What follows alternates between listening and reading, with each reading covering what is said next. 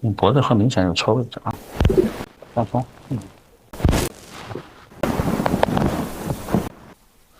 很好，再来。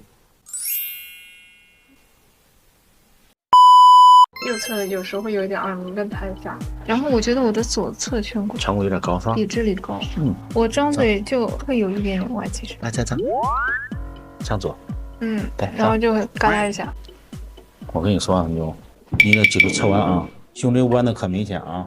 平时一定要有好的姿势，不要弯着扭着往床上一窝。还有啥？还有就是我也是产后，然后上次那个人他说我有一点骨盆旋转。等会儿我再看看啊。感觉有点往这边斜，所以你感觉你骨盆有问题，对吧？它这侧弯导致的，所以它这是往这边来的，这是往这边来的，这又是往这边来的。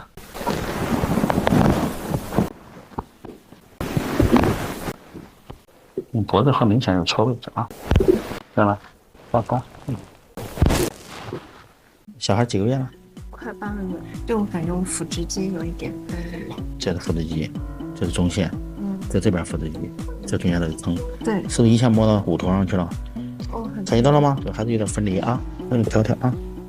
对，很好，再来。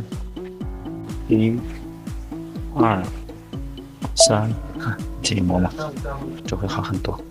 啊，先往前伸，张嘴，合。